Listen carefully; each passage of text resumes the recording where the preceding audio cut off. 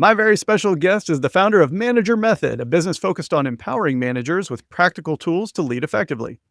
She has a unique perspective on balancing legal considerations with people management based on her work as general counsel and head of HR.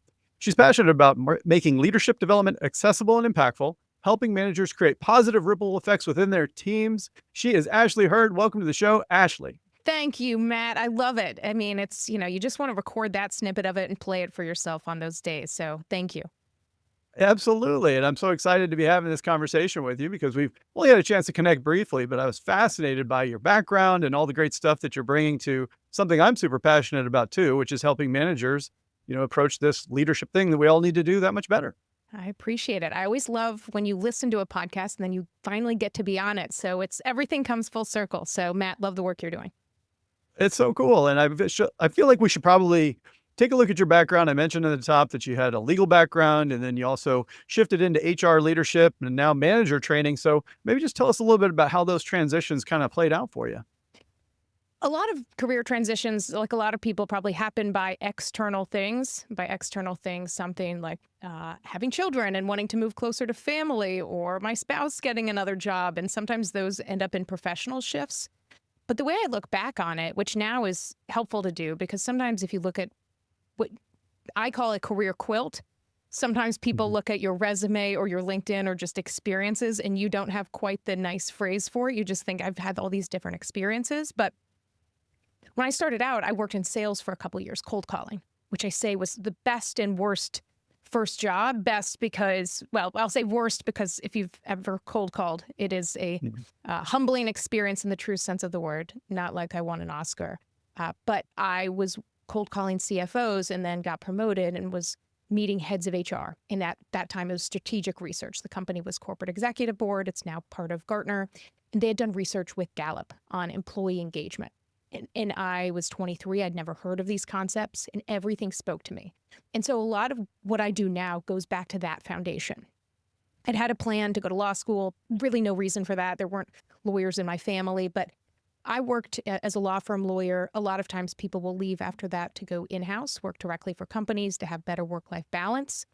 I was able to do that and worked for a large public company, a billion-dollar company at the time. We had 3 lawyers, and I worked 8 to 5. And so I was able to find the balance and do good work. And so those experiences, then taking on HR, in part because we didn't really have a strategic HR function at that company. And so we did that as a legal team, which sounds totally wild to most people, lawyers and otherwise, that lawyers would be doing that. But I really developed these skills and this muscle, including through colleagues, of how to treat people with empathy and how much that matters, that even from a legal perspective, you're not mitigating risk by being jerks to people. And so from those experiences and having worked at some organizations from Yum Brands, KFC, where we would literally go into the restaurants and we'd work in the drive-through at times to really understand the business, to working at McKinsey consulting firm with senior partners there. And I saw so many people just had the exact same challenges, how to talk to people, how to have conversations. Like looking back all the time, you could say, why would you have said that in this moment as a manager? But frequently the reason wasn't someone was trying to ruin someone's life or, ruin their career, but it was because people managers at every level do not have basic skills and tools about what to do and say in situations. And so it was those realizations that I took my career quilt and wanted to build my own thing and do that at scale. I always find that non-traditional people are my favorite kind of people because you have such a wide variety of different experiences and vantage points that you're looking at all this stuff. And I think it makes it really powerful, not even just to relate to other people who might be in those roles, but also to see the connecting and common threads of the way that you've shared. So it's so amazing though. I hadn't realized that you were calling on CFOs and talking about like from the corporate executive board perspective, and how I really appreciate that you saw even in that nugget, you're like, there's something here. And then here it is all these years later, it manifests itself. It's so cool. Yeah. It was a really interesting experience, and I still, to this day, yesterday was messaging with 2 friends I have from that job and plenty, and it really does build a lot of skills that sometimes you don't see those at the time, but later on you realize how much you benefited from it. Yeah, and you mentioned that managers have these common threads of things that they need. And, I've done it. We've all done it. We promote somebody who's a high performer into a management role, and we sprinkle some pixie dust on them and hope for the best and think it's all going to work out great. And often it doesn't. But I wonder if you might tell us, Ashley, from your perspective, like, what are some of the aspects of the management role, that first leadership role, that are often missing, and why are they so hard to find and just divine in people? It is literally is the tale as old as time, that path of someone's great at their job, and by job, like job tasks. And so we'll promote them, they'll teach everybody else how to do it, win, win, win. And why that fails also has common sense, but people don't think of it because if you've been good at your job, sometimes it comes naturally to you. And so you literally don't know how to teach someone else, because how do you teach someone that just feels intuitive? Or you get frustrated with poor performers, or someone's brand new. Okay, now I've got to start from scratch, or you're managing your friends. All of these very real challenges. And the problem that I've seen is that people don't get training on the skill set that it is to manage all of these different personalities. That especially for that population that's so good at your job, even if you work with other people, you often get used to working with other high performers. Like, you're surrounding yourself by that. You're intentionally not spending your time often with people that aren't. You may actively avoid them, or you just don't work with them as much because you're put on high potential projects. And so you have this sense of everyone knows how to do what I do. Everyone cares about their job, all of these things. You may have sacrificed things in your personal life to get ahead in your career. And so you think that's just part and parcel of how it should be. And anyone that feels otherwise is like a slacker. And I say these as like not cruel, but just real human things. And so what I sometimes say to people is management, why it's so different is, if you're trying to figure out what it's like to be a manager, is go look at or join your local community Facebook group or Nextdoor app or whatever, and just take a peek for a week and look at the posts that people put out there. And you may think, like, how is this person a human being that is walking within the same radius as me, like these life experiences? But it's almost like what it is as a manager, because all of a sudden, in any organization, you're going to have to harness and get working together these people that are completely different people.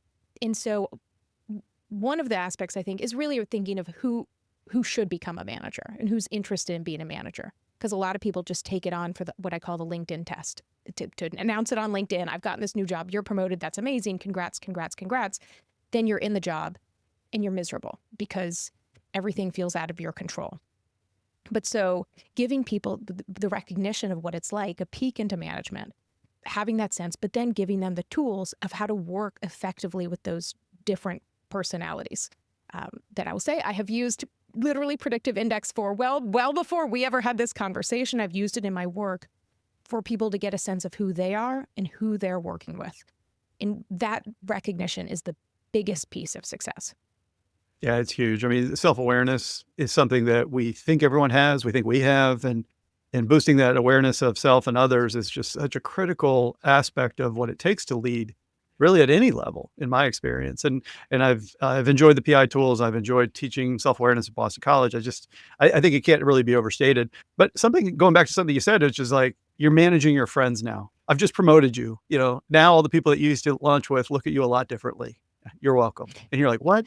That's a dynamic socially that we just don't really even think about that much.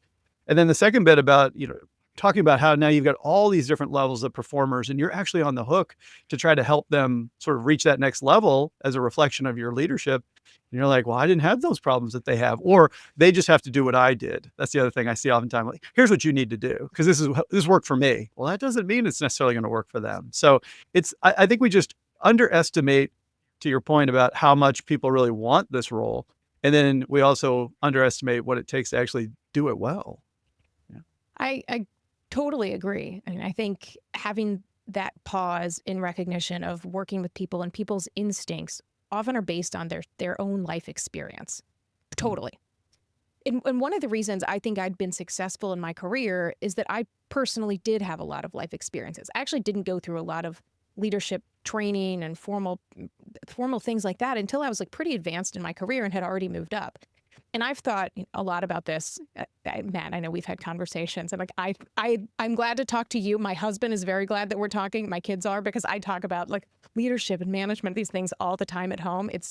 So it's nice to talk to people that are probably a bit more interested. But is I think about it, like when I was growing up, we didn't have a lot of money. I saw my parents working very hard. I saw them at very different levels of the organizational ladder. I started and worked at Subway and Kmart, working in retail, sandwich artist positions, all of those things. And so I did have that experience and that recognition about what people care about, what matters to them, and how devalued people often feel at work, and how the importance of having a good manager, and how it's really often basic, free things that people can do to be that good manager. And so I tell people you shouldn't have to go through and live, you don't need to go become undercover boss and try to get a day in the life. What you can do is take that pause and recognize and have questions and just realize that people have different motivations. And when you do that and start thinking about that and having really common questions to ask, you can get that experience like a lot quicker I won't say how many years it took me to get that experience, but you can do it. I mean, minutes, hours, like truly you can build those muscles when you have the right tools of understanding what motivates people and getting a leg up to do that. Yeah, no, I want to talk a little bit about the support system around it, because for such a universal, which is that we either have people, it seems like there's so many different ways that this happens. Sometimes people feel the only way to get more money and to get ahead and to keep up with their former college, roommates on LinkedIn and stuff, when you see they got promoted, is to become a manager, even if they may not want that. And the other is, as you pointed out, sometimes we're like, well, you're really good as an individual contributor. Think about how much better your department will be if we make you a manager. Oh my gosh. And but you don't just get it. I think that for such a universal, if you're an outsider, you're probably thinking, well, isn't it HR's job to just go ahead and help these people become managers? Like if it's been around for so long as a known issue, or maybe the manager of the manager now, isn't it their job just to kind of coach and develop them into being able to do it? But these things aren't necessarily happening. So what have you seen, Ashley, that's getting in the way of HR teams and managers trying to prepare that newly minted manager to succeed in that role? The biggest is capacity. When I'm on calls constantly with HR leaders, HR coordinators, HR contacts about what I do in manager training, and I say all the time, like my experience is a bit different, having been a lawyer, having worked at a range of some of these organizations. But all told, a lot of what I do, HR teams could create it. They could create their own manager training. It's not a capability gap as much as it is a capacity gap. HR is a cost center. So it's never going to be, or rarely ever going to be, staffed as it probably should be. And often it's staffed to like the bare minimums. The number one priority for HR frequently and realistically is compliance, because there's so much, whether you're global and there's so much to keep up with in different countries. In the US, state by state, there's so much. And so it really can feel overwhelming. And so I talk all the time to HR people that will say, we've had manager training on our to-do list or 3, 5 years. And I say it probably will stay that way unless you can find resources, but it has to be a blend of resources, but also bringing it home. And so the biggest gap really is a time perspective. And even in HR, frequently when you're looking at organizations, the HR career path has been not someone that has an HR degree and HR certifications.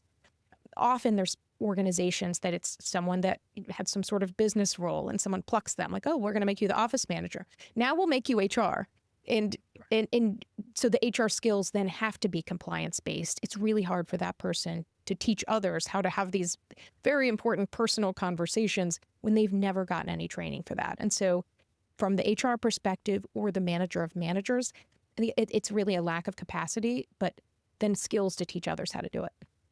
Well, they're fortunate that Manager Method exists. And what I've seen, Manager Method is everywhere. You're on YouTube. I say you have LinkedIn Learning course. You're on TikTok. It's unbelievable. And I think if we shift to that manager's perspective, let's say that I'm new in the role and I want to get better and I want your tips, I want your advice and these things.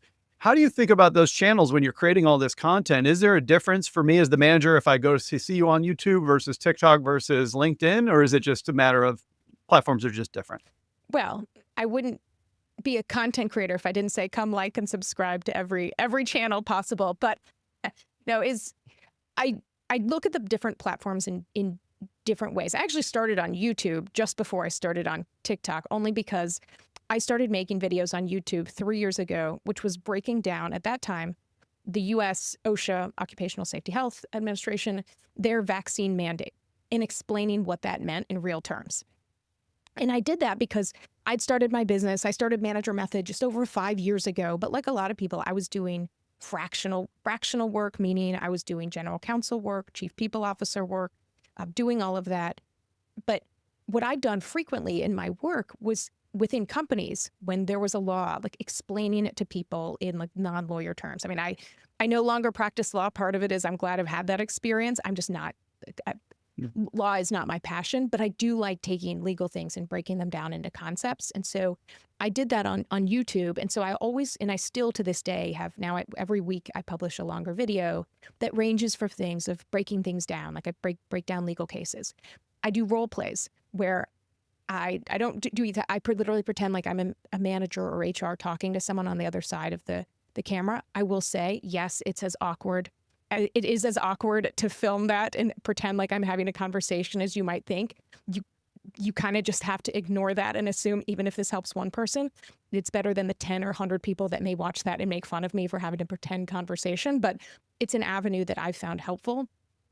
TikTok is really kind of those quick bits. And so but then I'll put my TikTok videos sometimes on LinkedIn with more meat and substance. And so all of that led to LinkedIn Learning reaching out. And so now I have courses on LinkedIn Learning. But then overall for organizations, I have actual like manager training programs. Like sometimes people, I will meet people that have only seen me on the internet and they say like, are you just a social media influencer? And I will like, die inside because I'm like, I really don't think of myself as that. I'm like, I really have a real business. My main business is scalable manager training packages. And so I always tell people that when I have those, you won't see me having a video in that's like, hey, Luke, but I do use those as it started honestly as a creative outlet, but I use it to teach. I think it's amazing because I've seen your comments and I see the impact that you're having on people who are consuming all of your insights in those ways. So you're clearly reaching people. The other thing I think it's nice is that if my company hasn't decided to work with you yet, then I can still get the insight that I need individually. And I remember that I'm old enough that when I had my first management positions, you're talking about like a trunk full of audiobooks. This is even before podcasts were really around.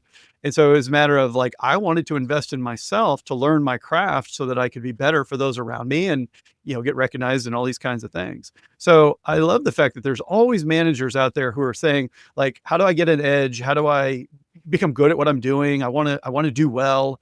And they don't have to leave the platforms they're on. They're on TikTok, they're on YouTube, for example, to be able to find you, and it's a very familiar way for them to consume that content. So again, I'll just say that in the comments that I see on all those different platforms, I'm not even the one creating the videos, but I feel good that you're helping people, feel good about what it is that they're being asked to do. And so it's really, it's an amazing thing to see. Well, thank you. Having started a business, it is kind of unusual because I'd gone through years of having performance reviews and I'd always prided myself on working really hard and trying to be a good colleague to work with. And so all of a sudden, having my own business, it can be very lonely. Again, I'm recording all of these things by myself. And so while sometimes on the internet and social media, you get comments that, you think this person needs more than manager training. They need, life coaching from my grandmother. But it feels so validating and good. And so frequently when I see those comments, and I don't look at, like, at certain points, I'll stop looking at comments just because, one, I have busy days, but it's not healthy to fixate. Like, I don't fixate on analytics. I don't, look at engagement on videos. I kind of post, but when I see those, I will comment and say, like, thank you so much for watching it and taking the time to say that, because I don't know, maybe it feels easy. I mean, I try to be intentional to leave comments on people's videos that I've just discovered, because I know how nice it feels and how meaningful it is. Or when I see people in real life, or that'll say like, oh my gosh, I've been watching your videos. And it is so wild, but it is like the best kind of compliment to know that you've just shifted someone's perspective. Yeah, I think as a content creator, you feel like you know what it's like to shout into the void, as they say, where you're like, "Is anybody paying attention?" But I think when you approach it as intentionally as you have, then I think it's easier to realize that, you know what, you don't have to look at the numbers because you put it out there and the people who need it are gonna find it, and that's great. But I do recognize that you said that your client work allows you therefore then to go to a whole nother level because now you're working in a deep way with the managers at a specific firm, for example. And I noticed that you offer so much, sometimes I call it scaffolding or kit. You have so many toolkits and resources and guides and these types of things. All that sort of these job aids, you might think of them, that really help. But what led you to build these out? What did you see that you were like, you know what, we can template our way through some of this stuff? What was it that was going on there when you decided to create all that good stuff? I mean, some of it was going back to my first in-house counsel role where, it's a legal team of Mhm. 3. We're really taking on strategic HR coaching managers. And I had a choice to either work within this workday framework and either you got to work more efficiently, not do work. I am someone that I cannot live with a full inbox. I like to, go through and respond to people reasonably, all of these things. And so it was kind of self-preservation to teach people things at scale. We went through that and had an incredibly low amount of employment litigation. Like nothing I worked on turned into employment litigation in those. And it was, it's, that's, I know that's not my number one bellwether. I care a lot more about helping managers have good impacts, but that is from a legal perspective, that was important. But it was just about scalable conversations and realizing small shifts can really address root cause issues. And so that's why I've created my programs, was really just thinking in part about all the conversations I've had or questions that managers have had and what they can do in different situations that can not only avoid risk, but have real impacts to get people from day one caring about their work and wanting to work with you. It's amazing, and I feel like, something else I've noticed about your particular approach, sometimes you work with the training organization, they say, "Hey, you know what? We just hired 10 new managers, or we just promoted a bunch of people, how do we get them up to speed?" And it's like, "Oh, it's easy, you just hire me again, and then I just come back and keep training you forever." And you're like, "Wait a second." But you have an entirely different approach to that. You talk a lot about client self-sufficiency, and you really want to enable them to kind of stand on their own when they're ready. But that's a little bit unusual in my experience. I just wonder if you might tell us a little bit about like what's the mindset that you have around helping clients kind of stand on their own when they're ready? I'd say from a selfish perspective, I'm a mom of kids of this age that is like, we have so many things going on. And so I want to be here and be present for them. What that means is I don't want to travel a lot. We spent 2 years living in Australia, traveled around a lot. I love to travel in that aspect. I don't want to be a road warrior. And so some of it was thinking about how can I really do what I want to do and get these lessons out to all sorts of managers across industries. But how can I do that reasonably? And some of it was also thinking the lessons I've had the best when I think about leadership lessons, candidly, it was not from something some external speaker said. Like, it Mm. wasn't. It was things my manager said to me. It wasn't even HR. So bless HR, bless. I have been HR and I've been external speaker. Really, people want to hear from the manager. And so, but often managers, they're not learning because HR teams are so busy. Managers are not looking to HR as a strategic partner. They're looking at you to like reset my ADP password or whatever. And so the model I have is to flip that on its head. And so really having HR to lead these trainings, but to have everything that they need. So with my programs, like Manager 101, managers get access to the training. But before that, HR teams have everything they need to announce it's coming, roll out a schedule, and then also run live cohort sessions that bring these lessons to life.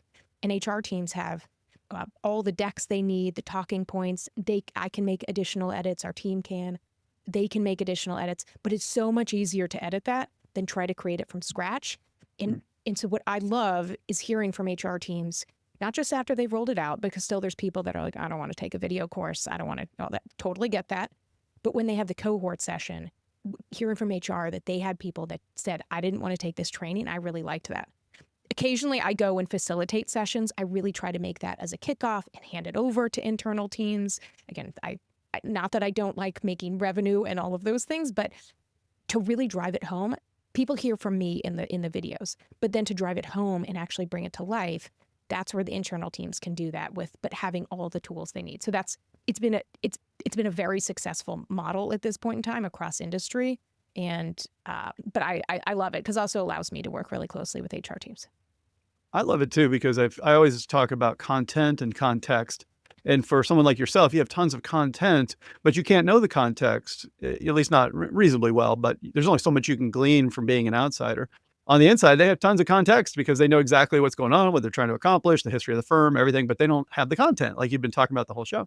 So now what a great meeting in the middle where it's like, how do we take the content that's great so you don't have to do the part that you're not so great at, but you have the context, you can localize it, translate it. Now the manager is helping to bring it to life, as you said, and it really seems like that's going to be the highest impact for that newly appointed manager, but also a great fit for everybody else involved on the inside. And it sounds like for you too. So it's like win, win, win, win. How many wins are we up to? Holy cow. They're just adding up. Actually, it's all over the place. All we do is win, win, win. I think that might be a song. I heard that song this morning. I'll say this. See, there it is. I'll say this. And this is that song. The one thing about that song is they say everyone's hands go up and they stay there. And then 2 seconds later, he says, up, down, up, down, up, down. And I think of that. I thought of that this morning when I was at the gym and heard that. And so that is my great mystery of life. There it is. So, it's meant to be. How do they come down if they stay there? I love it. Know. Well, I'll transition us to something else that's equally ridiculous, which is a fun trivia game I always like to play with my guests. You and I are a team. We're going to have AI ask us a trivia question, and it's always a disaster, which is why I love this segment. But I saw that you went to Center College. They had an interview with you, Ashley. It was unbelievable.